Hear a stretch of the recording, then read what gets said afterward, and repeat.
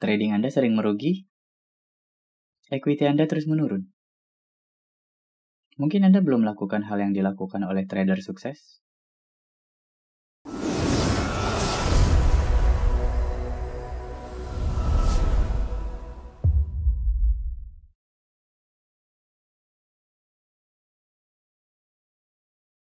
Halo, bertemu kembali dengan Trader Baik Hati. Kali ini kita akan bercerita tentang 3 jurus utama dalam trading, 3 pedoman jika Anda ingin sukses dalam bisnis trading saham maupun forex. Untuk teman-teman yang baru pertama kali menonton video di channel ini, saya ingin memberitahukan bahwa channel ini banyak bercerita tentang trading, teknik, cara, dan strategi trading. Tapi bukan dengan cara yang instan. Jadi, kalau Anda berharap mendapat sesuatu yang instan, bisa dengan mudah di-copy setelah menonton video di channel ini. Maaf, channel ini bukan untuk Anda. Di channel ini, Anda perlu mempelajari lebih lanjut dan mencoba mengevaluasi kembali. Kita mulai ceritanya. Ini adalah video yang wajib ditonton sebelum menonton video untuk tingkat lebih lanjut. Video ini sangat penting. Ketika teman-teman ingin terjun ke dunia trading, 3 hal ini wajib dipelajari. Karena 3 hal ini adalah hal yang paling mendasar yang akan membantu teman-teman mencapai tujuan, yaitu keuntungan dalam trading. Sebelum saya bercerita tentang 3 hal mendasar yang menjadi pedoman kita selama trading, saya ingin menyampaikan beberapa hal yang harus teman-teman tanamkan di dalam pikiran. Karena kebanyakan trader terjerumus ke dalam kebangkrutan akibat beberapa hal ini. Mayoritas trader forex, karena resiko trading forex memang lebih tinggi. Tapi mungkin juga terjadi pada trader saham. Mencoba bermain saham gorengan karena tergiur rally kenaikan saham yang sangat tinggi, dan akhirnya sahamnya nyangkut, rugi besar, atau equity Anda tidak bisa dicairkan karena sahamnya sudah di harga terendah.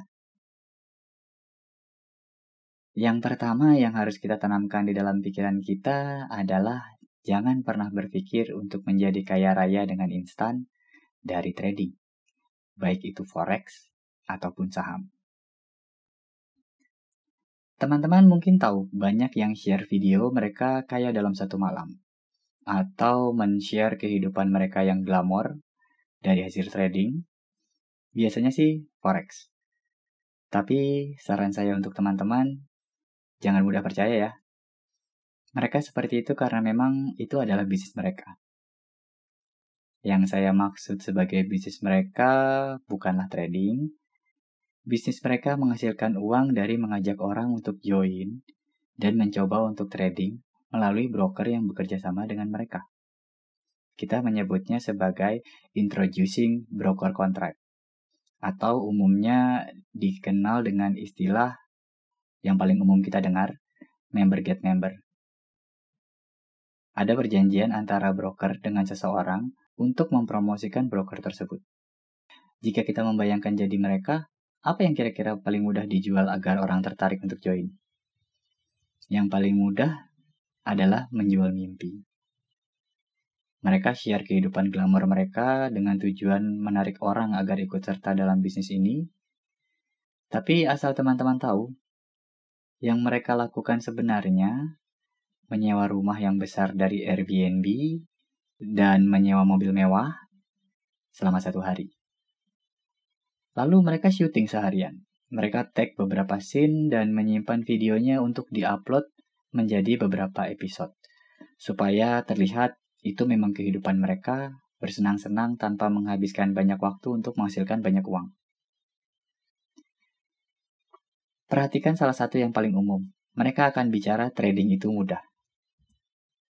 Anda hanya cukup mengikuti garis, membeli di garis ini, dan Anda akan kaya raya. Wow, semua orang pasti kaya raya kalau semudah itu.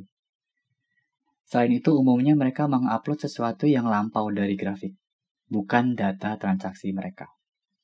Mereka bilang mereka beli di titik A, menjual di titik B dengan menggunakan leverage 20 kali. Itu yang membuat mereka menjadi kaya raya. Perlu teman-teman tahu, mereka sedang membunuh kita pelan-pelan. Ada juga yang sedikit bermodal, tapi jarang sekali. Mereka berani mengupload halaman transaksi mereka. Dan transaksi mereka untung besar. Mereka menggunakan trik klasik. Bisa dengan mengedit foto, atau kalau mereka agak canggih, mereka membuka 2 transaksi buy dan sell secara bersamaan. Lalu, yang mereka upload adalah transaksi yang untung. Kita bisa melihat ciri-cirinya dengan mudah. Pasti mereka tidak akan membuka transaksi dalam waktu yang lama. Karena kalau mereka menahan transaksinya terlalu lama, lebih dari 1 hari misalkan, mereka akan mengeluarkan kos yang terlalu banyak untuk biaya swap. Jadi, jangan mudah tergiur dengan tawaran menjadi ingin cepat kaya ya.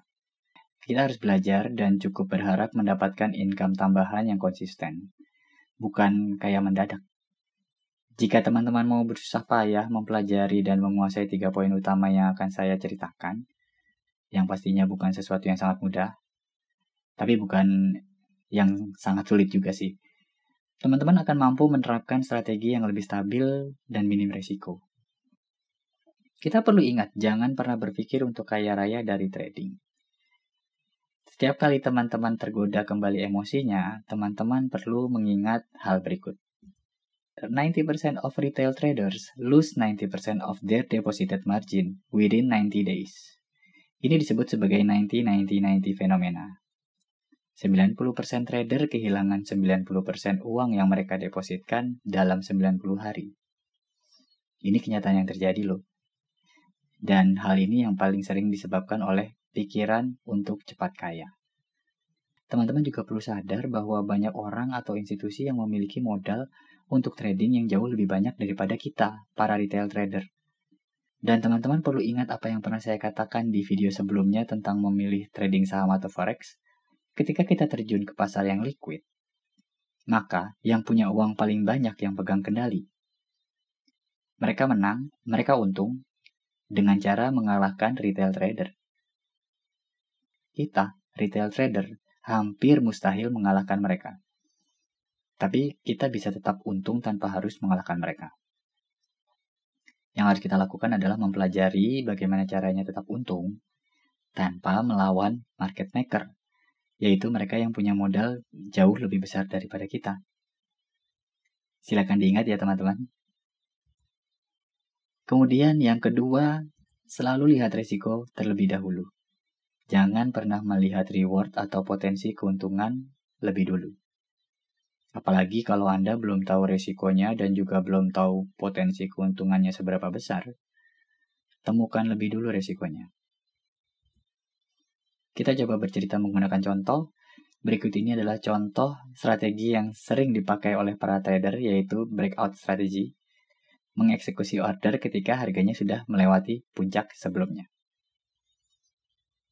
Ini adalah grafik dari saham BBRI. Di hari itu, di hari dari candle terakhir yang ada pada gambar, sorenya banyak diberitakan saham BBRI memecahkan rekor harga tertingginya. Harga tertinggi sebelumnya saya coba sejajarkan dengan garis horizontal biru. Kelihatannya sudah melebihi harga tertinggi sebelumnya. Keesokan harinya itu banyak retail trader yang membeli saham ini.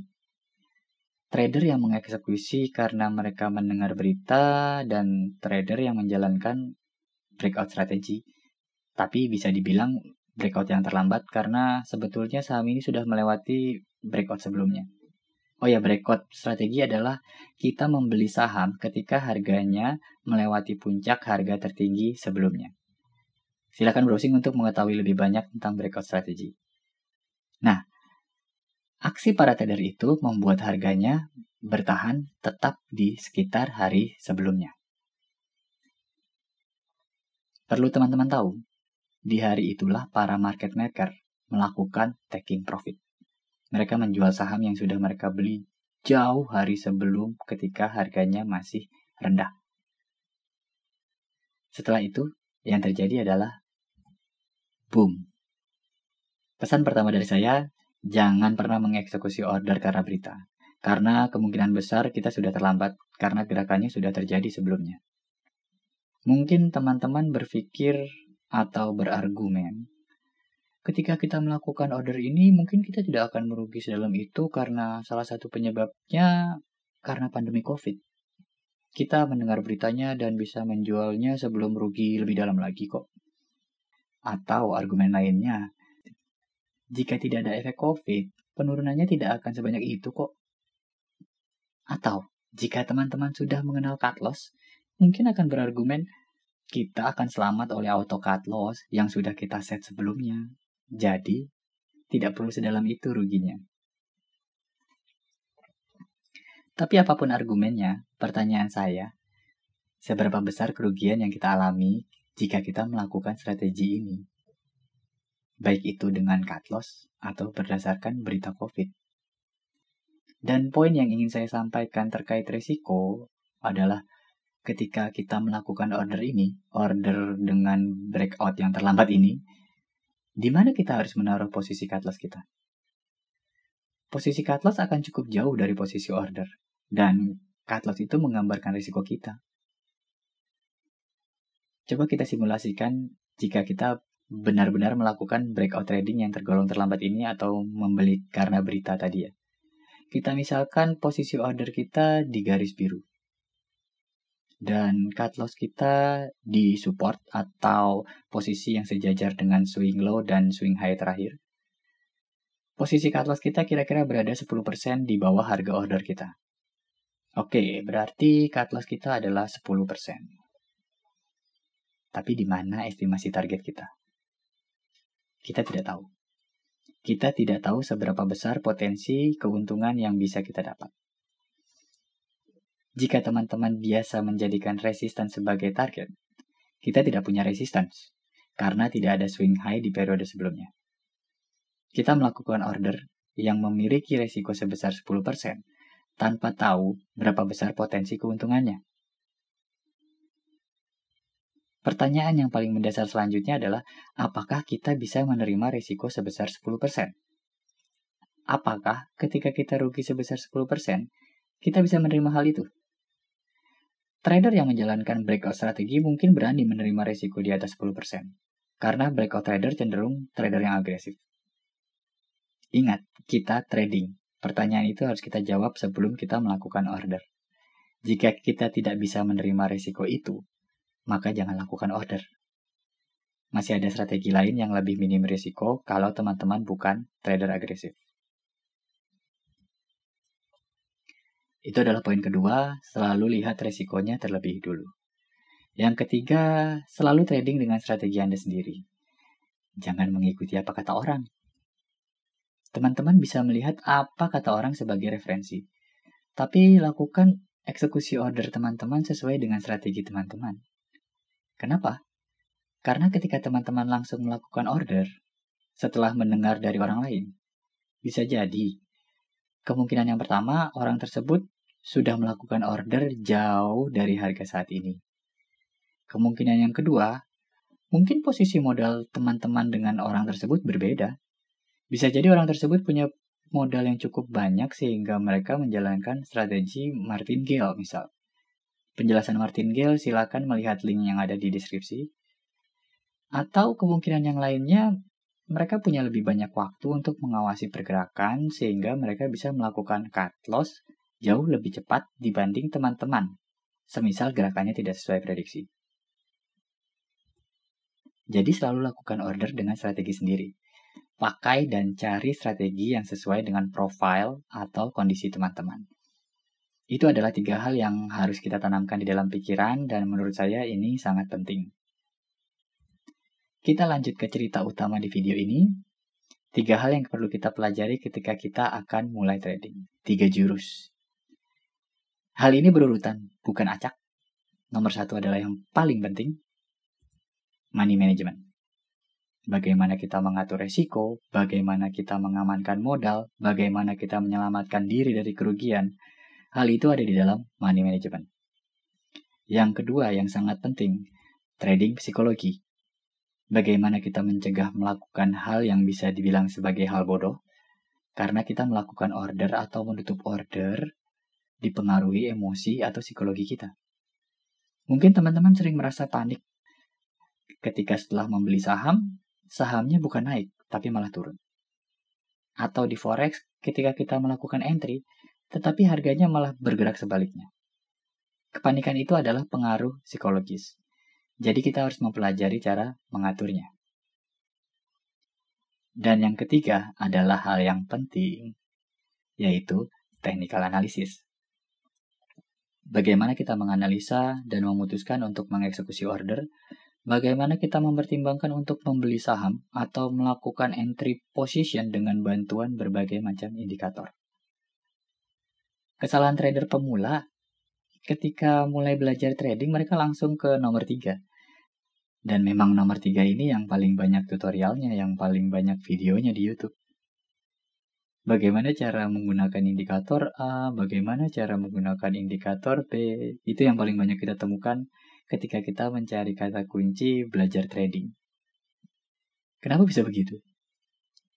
Karena hal itu yang paling keren di dalam trading.